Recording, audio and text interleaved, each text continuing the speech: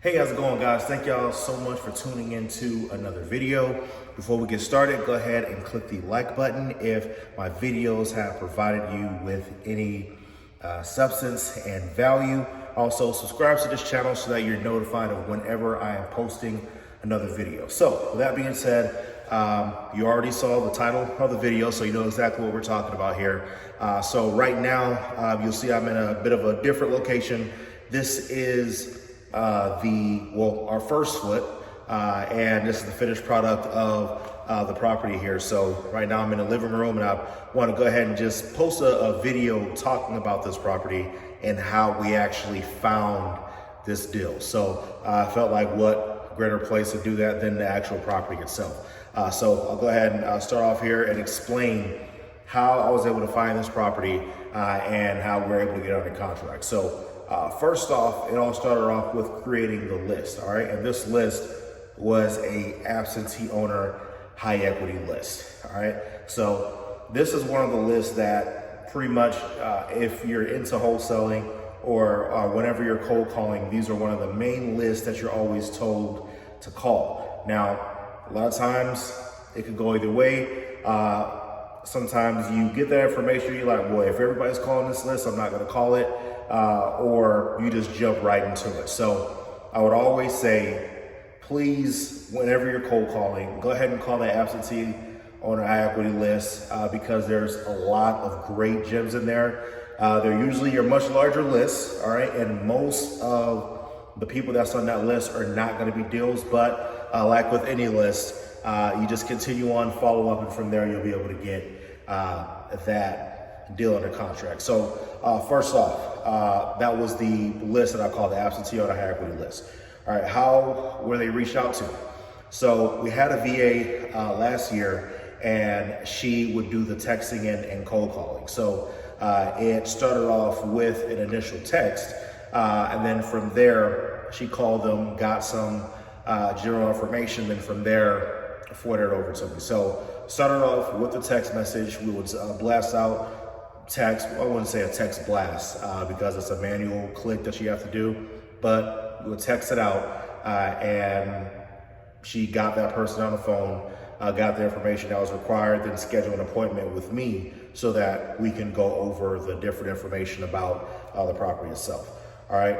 And so once I got on the phone with this particular seller, we went over the details of the home, and I wanted to go ahead and schedule an appointment, but she was not ready to sell the home at that time.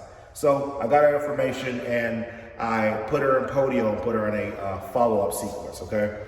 And so once I put her in that follow-up sequence, she would get texts from me, automatic, 1 to twice a week, different messages that are asking different questions. Hey, just reaching out to see if you're still interested in selling your property. Hey, just reaching out to see how things are going.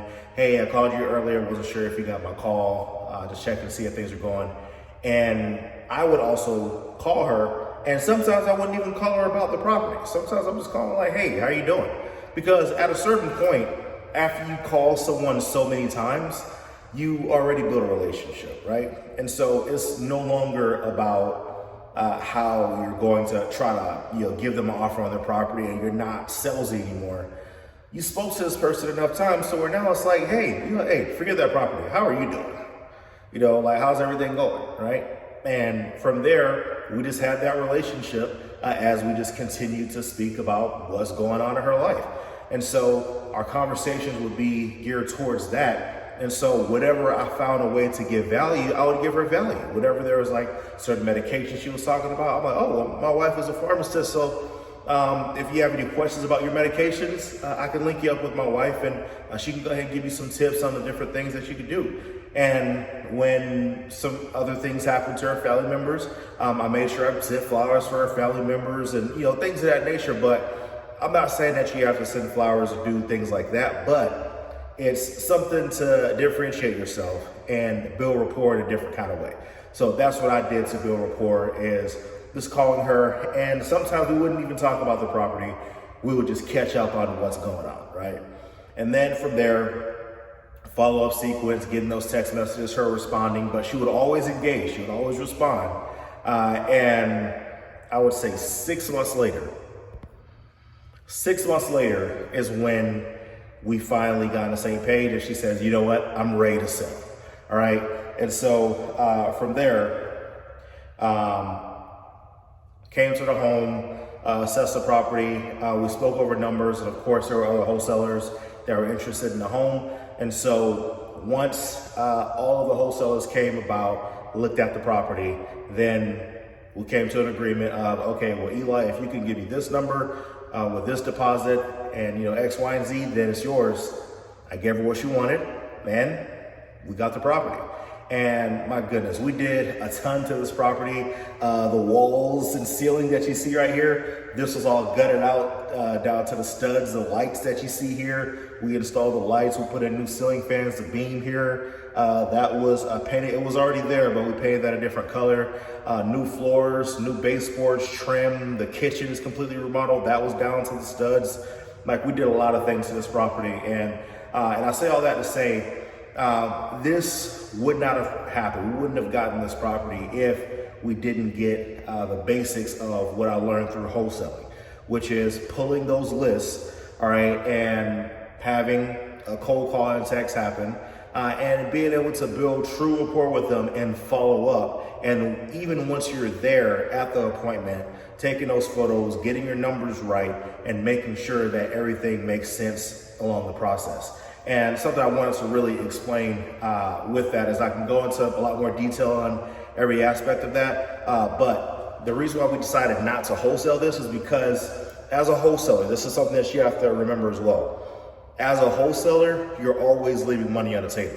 You have to leave money on the table because that's what makes a good deal, right? If you do not leave money on the table, then it's not a deal. So instead of wholesaling this, all right, we decided to keep this ourselves, and we actually got a part of a mentorship that taught us how to flip a house. And so because we decided to do that, we were able to keep this home. Yes, it took a lot longer to do.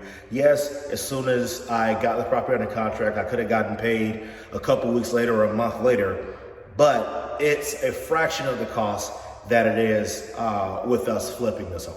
So it's great to start as a wholesaler, but eventually, if you want to capitalize on your efforts, you really want to make sure that you get into the flip game and then eventually buy and hold so that you can build wealth. Right now, where I'm at is I went through the wholesale phase and I'm still continuing that, but now I'm transitioning into the flipping phase, and then next is the buy and hold phase, because again, that's where true wealth is made, so that you can get that passive income. So again, thank y'all so much for watching this video. Go ahead and like this video and subscribe so that you're notified of whenever I'm posting another video. And if you have any questions about this process as well, go ahead and leave that in the comment section below, and I'll get to it as soon as I can. Thank y'all so much for watching, and I can't wait for y'all to get your first deal. See ya.